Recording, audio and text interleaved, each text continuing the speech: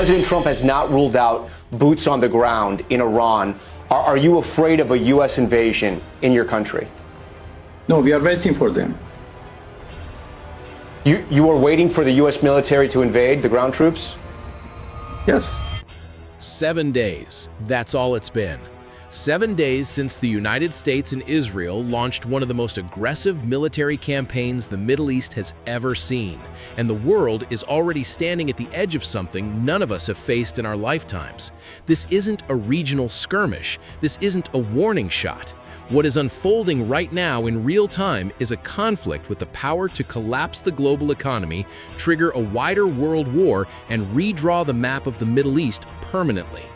And the most disturbing part? It's becoming clearer by the hour that nobody, not even the people who started it, had a real plan for what comes next. Let's go back to where this truly began, because context here is everything. On February 28, 2026, the United States and Israel launched a massive coordinated strike against Iran, officially targeting nuclear facilities, military command centers, and regime infrastructure. In the very first wave, more than 40 senior Iranian military and government figures were killed within 40 seconds. Iran's supreme leader, Ayatollah Khamenei, was among them. It was the most dramatic opening move in a war since the Gulf War of 1991. Trump immediately declared it a success. Netanyahu called it a historic moment, and for about 48 hours, the world held its breath, thinking maybe, just maybe, this would be quick. It wasn't. Iran retaliated with a fury that shocked military analysts across the board.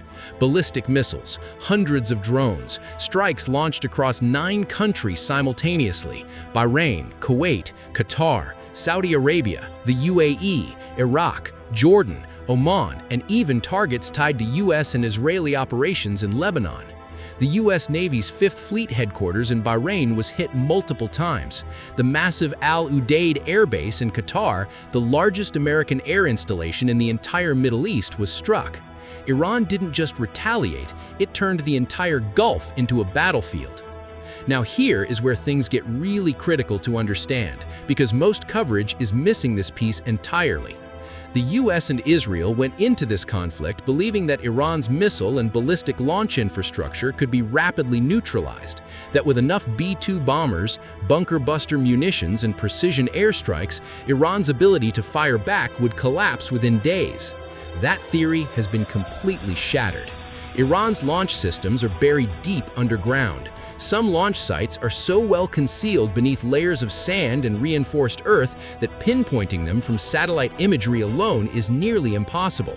Video footage coming out of Iran shows missiles emerging from what appear to be underground silos, with heavy smoke filling the air before the missile even clears the surface. These aren't facilities you can destroy with a single bomb run, and Iran has hundreds of them. Meanwhile, the cost of this war is adding up in ways that are staggering.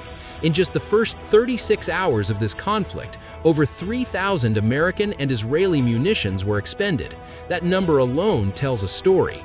Air defense interceptor missiles, the kind used to shoot down incoming Iranian ballistic missiles, are running dangerously low. This is not speculation. Italy is now being called upon to send surface-to-air missile systems to the Gulf.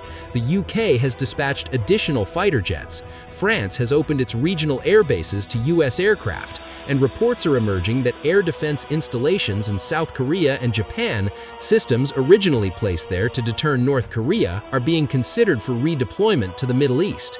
When the world's most powerful military alliance starts stripping air defenses from the Pacific to cover the Middle East, you are not winning a war, you are managing a crisis you weren't prepared for. And the economic consequences are already here. Oil prices surged 10% and natural gas prices jumped 50% on the day Iran began targeting Gulf infrastructure. Saudi Aramco's massive Ras Tanura oil refinery, processing over 500,000 barrels per day, was struck by Iranian drones and temporarily shut down. The Strait of Hormuz, through which roughly 20% of the world's oil supply flows, has been effectively closed by Iran. The IRGC has warned that any ship attempting to pass through will be targeted. The world's largest shipping company, Maersk, has already suspended Middle East cargo operations. Analysts are warning that if this conflict continues for more than a few weeks, oil prices could blow past $100 per barrel, and that would only be the beginning. Consider this: Qatar alone supplies 45% of India's liquefied natural gas imports. Qatar has already invoked force majeure clauses, essentially declaring that extraordinary circumstances are forcing them to halt deliveries. The ripple effects of that single development will be felt from New Delhi to New York. Now let's talk about the ground invasion question, because Trump has refused to rule it out, and Iran's foreign minister has already responded. When asked whether he feared an American ground invasion, Iran's foreign minister Abbas Araghchi said simply, "No, we are waiting for them." He wasn't being theatrical, he was being strategic. Iran has approximately 600,000 active military personnel, difficult mountainous terrain, and the deep institutional memory of the Iran-Iraq War, a conflict in which Iraq, backed by the United States at the time, tried and failed to break Iran militarily for 8 brutal years. Any ground campaign inside Iran would be, in the words of multiple former U.S. military officials, a mission with no exit strategy. And yet, the war keeps expanding. Kurdish armed groups have reportedly launched ground operations in northwest Iran. Reports suggest U.S. officials have asked Iraqi Kurdish forces to assist in cross-border operations. Israel's finance minister, a man considered extreme even by Israeli political standards, has publicly stated he wants to reduce Beirut's suburbs to what he called a Gaza. And NATO's Secretary General has now called Iran a threat to Europe, opening the door for deeper Western involvement in a conflict that 1 week ago was supposed to be over in days. Former U.S. diplomats are now speaking on the record, saying the Trump administration did no serious contingency planning for escalation scenarios, no framework for what happens if Iran doesn't collapse, no plan for what happens when Gulf allies start getting hit, no strategy for managing oil price shocks. One source described the decision-making process as resembling someone who woke up on a Saturday morning and decided to start a war. And that may be the most terrifying part of all of this. Iran's stated strategy from the beginning has been transparent. If Tehran falls, the entire region falls with it. If they cannot survive this, they will make sure the global economy cannot either.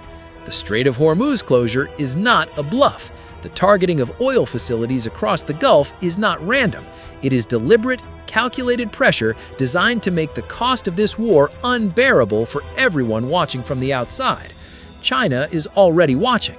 Russia is already watching. And the longer this drags on, the more pressure there will be on both nations to stop sitting on the sidelines. As of today, over 1,200 people have been killed in Iran, according to the Iranian Red Crescent. More than 130 Iranian cities have been struck. At least 6 American service members have been confirmed killed, with analysts suggesting the real number could be significantly higher. In Lebanon, dozens more are dead. Across the Gulf states, Bahrain, Kuwait, the UAE, and Oman, civilians are dying too.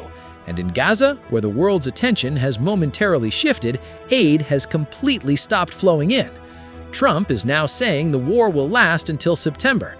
That's not a strategy. That's a timeline nobody voted for, with consequences nobody has fully priced in.